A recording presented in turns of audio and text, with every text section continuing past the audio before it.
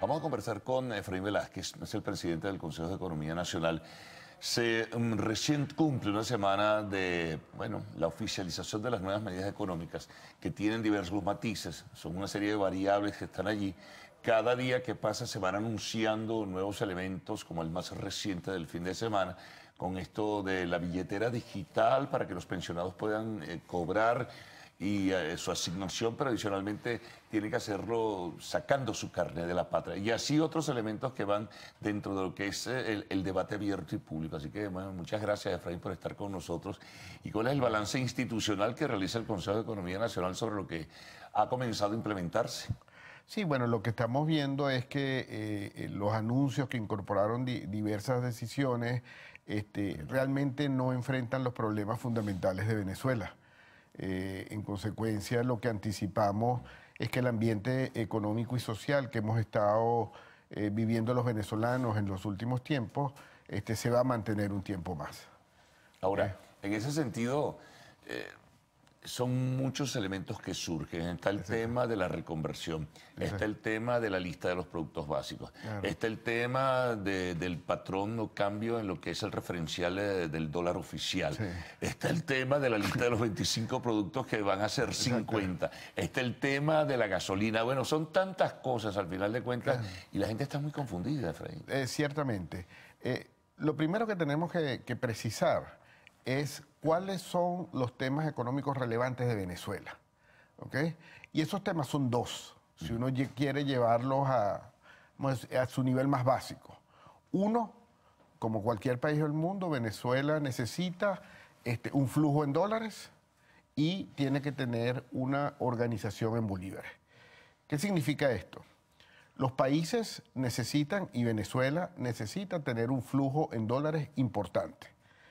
Ese flujo en dólares, uno, siempre vino a través de manera más importante a través del petróleo, y lo que hemos estado viendo es que ese flujo de dólares de Venezuela ha estado limitado básicamente por la caída de la producción petrolera. Entonces, un tema fundamental es que Venezuela no tiene suficientes dólares para vivir, para cubrir sus necesidades básicas, porque uno de los temas fundamentales es la caída en la producción petrolera. El segundo tema, que es muy importante atado a eso, es el tema de las sanciones. ¿Okay? Las sanciones impuestas por Estados Unidos y la Unión Europea. ¿Qué está haciendo eso? Que el límite de dólares que recibe Venezuela no es suficiente para poder cubrir sus necesidades básicas. ¿Cuáles son sus necesidades básicas? Importaciones. Venezuela necesita dólares para cubrir sus importaciones. Esas importaciones son esencialmente de materias primas, que son las que necesita la industria para poder generar oferta de bienes y servicios. Entonces, si no tienes dólares, no tienes producción nacional, no tienes oferta de bienes y servicios, en consecuencia bajan los anaqueles y no hay todos los productos que habían antes. ¿Qué incluye el anuncio de la semana pasada con relación a eso? Nada. ¿Ok? Después de este programa, después de estos anuncios, Venezuela no tiene un flujo de dólares más importante. Ahora, se hacen una serie de promesas, se hacen una serie de ofertas, son planteamientos bastante generales, tengo el dinero, me alcanza hasta el 31 de diciembre, voy a recibir, pero son anuncios que al final tú no los aprecias como anuncios que sean tangibles. Bueno, tú me puedes decir misa. Ahora, en verdad, yo me pregunto, ¿en verdad lo que me dices es cierto? Sí. Bueno, te están diciendo cosas que quizás sean ciertas, pero no son suficientes, ¿ok? Para decirte, te decía anteriormente que el flujo de dólares es muy importante para Venezuela. Antes lo recibíamos continuamente de petróleo, no nos preocupaba nada porque era suficiente. Cae la producción petrolera, a pesar de que los precios del petróleo han aumentado, esos dólares no son suficientes, y además tienes el tema de las sanciones que te impiden que el gobierno pueda mover esos dólares. Por cierto, y un paréntesis, anuncia al parecer voces extraoficiales del gobierno de los Estados Unidos que pudieran arreciar esas sanciones, tocando lo medular, el corazón del nivel de ingresos de Venezuela, que es la renta. Bueno, si eso ocurre, estamos hablando de un escenario que es aún peor. ¿Cuál es la solución que se presenta ante eso? Las nuevas subastas de DICOM. Las nuevas subastas de DICOM simplemente lo que implican es un flujo de dólares del sector privado. una oferta de dólares del sector privado, una demanda de dólares del sector privado. Como hemos visto, las cantidades no son suficientes para poder cubrir. Estamos hablando de que, por ejemplo, si Venezuela importa 12.000 millones de dólares al año, lo cual es poco para la realidad venezolana, y suponemos que el sector privado simplemente es 40% de eso, estamos hablando de 4.800 millones de dólares, estamos hablando de 400 millones de dólares mensuales que necesitarías tú para vivir a este nivel. ¿Ok? En 5 meses que tienen las subastas de DICOM, se han transado 20 millones de dólares. Estamos hablando de 400 millones de dólares mensuales y en 5 meses has transado 20. Entonces, ¿qué te está diciendo? No tienes dólares. No, el oferente privado no tiene tampoco, digamos... No hay un flujo importante que pueda financiar las necesidades del país. Si no hay lo que tenemos que tener claro, si no hay dólares, no hay materia prima. Si no hay materia prima, no hay producto nacional. No hay oferta de bienes y servicios. En consecuencia, los anaqueles no están llenos. Ahora, fíjate... ¿Qué enfrenta el programa con relación a eso? Nada. Okay. No, te iba a comentar que, por ejemplo, en el plano más elemental, el plano de la cotidianidad, se hacen anuncios de ajuste en el precio del salario mínimo, que van a ser 1.800 bolívares soberanos, etcétera, etcétera. Pero también se hace un ajuste, ¿verdad?, en la tasa DICOM de 248.000 y tantos a 60 bolívares soberanos, que eran los 6 billones de bolívares fuertes del pasado. Inmediatamente los precios, Efraín, se disparan. Entonces, nada de lo que se haya podido hacer y anunciar ha impedido que la hiperinflación continúe y se siga intensificando, ¿no? Entonces, tienes ese tema del precio del DICOM que afecta al sector privado. Tienes el tema del salario mínimo y su efecto sobre las prestaciones. Tienes el anticipo de los impuestos. O sea, tienes varias decisiones que está haciendo que el sector privado tenga una posición mucho más complicada a futuro. No, y bueno, de eso vamos a hacerlo si hablamos al retorno. Sí. Porque al final de cuentas, si tú no tienes un plan estratégico y bien definido para enfrentar la hiperinflación, pues por más reacomodo y más reconversiones monetarias que haga, no vas a poder detenerla. Bueno, de eso hablaremos al retorno con Efraín Velázquez, presidente del Consejo de Economía Nacional.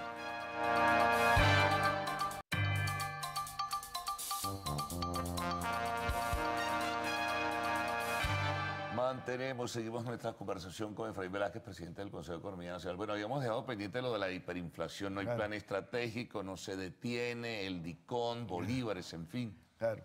No, habíamos mencionado al principio que habían 2 temas que son centrales para Venezuela. Uno era el tema de los dólares que le mencionamos, el segundo tema es los bolívares, ¿ok?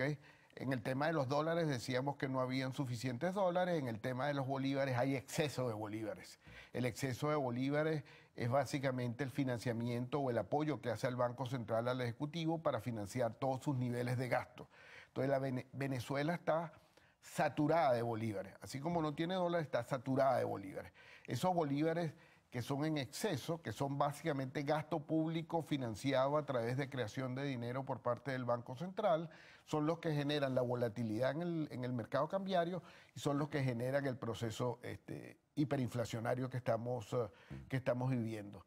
¿Qué es lo que vemos nosotros después de los anuncios? Que uno, se habla del aumento del precio de la gasolina, lo cual apoyaría las finanzas del gobierno y de PDVSA. 2, se habla de un aumento del IVA que también apoyaría, pero tenemos 2 elementos que son fundamentales. Uno, que se habla de una exoneración de impuestos sobre la renta PDVSA por 1 año, y 2, el gobierno también tiene que pagar el salario mínimo, el nuevo salario mínimo y con sus consecuentes efectos sobre las prestaciones sociales. ¿Qué es lo que vemos al final del día? Bueno, si hacemos unos cálculos, no estoy seguro de que la brecha financiera del gobierno se reduzca. Quizás se amplía después de todo. ¿De dónde va a sacar el dinero? Bueno, del Banco Central, como lo ha estado haciendo. Emisión inorgánica. Exactamente. Entonces, ¿qué implica eso? Presión inflacionaria. Exactamente. Entonces, dijimos al principio, después de los anuncios, ¿qué podemos anticipar nosotros? Que el ambiente económico no cambia. Es decir, tenemos un ambiente económico en el cual las posibilidades de crecimiento económico están muy limitadas y un ambiente económico donde la dinámica de los precios, la dinámica de la hiperinflación quizás pueda terminar reforzada después de la instrumentación de este programa que se acaba de anunciar. Entonces, en consecuencia, haciendo una evaluación de estas decisiones que se han anunciado, evidentemente que esto no resuelve ninguno de los 2 problemas fundamentales de Venezuela y uno podría anticipar que quizás de hecho el ambiente económico puede deteriorarse algo adicional a lo que veníamos viviendo en el pasado. No, y súmale a eso que tú puedes anunciar que va a venir dinero, que las puertas de Venezuela están abiertas al capital internacional. Pero si tú no das certeza, no das seguridad jurídica y continúas con una hiperinflación desatada, ves un grave problema de inseguridad en el país en general, ya no solo sobre la jurídica, sino en general.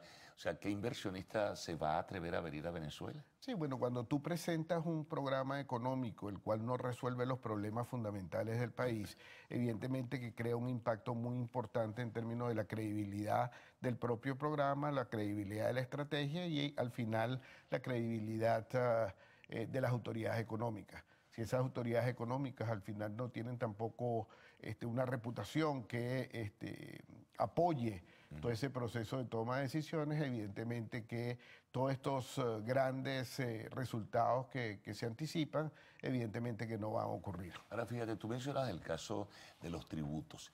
Hay una elevación del impuesto al valor agregado, se está hablando de un cobro quizás semanal e incluso en algunos casos casi que diario Sí, de un impuesto anticipado del impuesto sobre la renta. Pero si tú tienes un país paralizado, o casi paralizado, tienes un sector industrial detenido, tienes un sector comercio sufriendo y pasando por momentos embarazosos, ¿de dónde va a sacarse el dinero, sector privado en este caso, para pagar impuestos al Estado? Sí, evidentemente que las posibilidades de que esta estrategia implique una recuperación de la actividad económica no está allí, pues.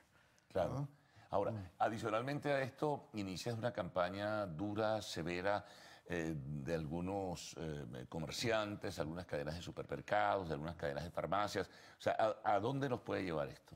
Bueno, a un escenario en el cual la recesión económica se profundice, en un ambiente donde la volatilidad de precios ocurra de manera más acentuada que la que hemos estado viviendo.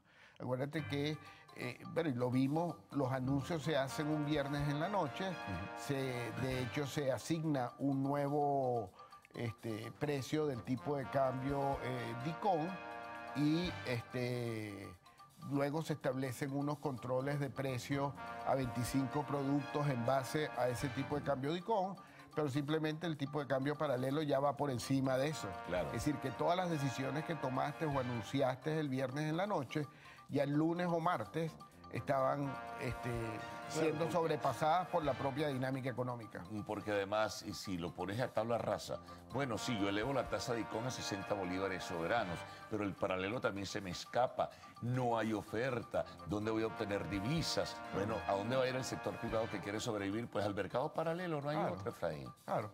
Ahí lo que tienes es que al final el sector privado en este escenario y cualquier institución y cualquier empresa tiene que analizar en detalle estas nuevas características del ambiente económico y tomar decisiones. Esas decisiones tienen que estar referidas, uno, de tratar de ajustar sus precios para tratar de financiar toda esta nueva realidad, o en el caso contrario va a tener que plantearse una reestructuración de sus costos fijos, de su nivel de operaciones y de cómo realiza su actividad productiva para poder hacer viable su operación en el futuro. O bajar la Santa María, como dice, porque es el caso ya final en este caso. Bueno, Freddy, te agradezco mucho tus comentarios y reflexiones para nuestros televidentes sobre el momento económico que estamos viviendo en nuestro país.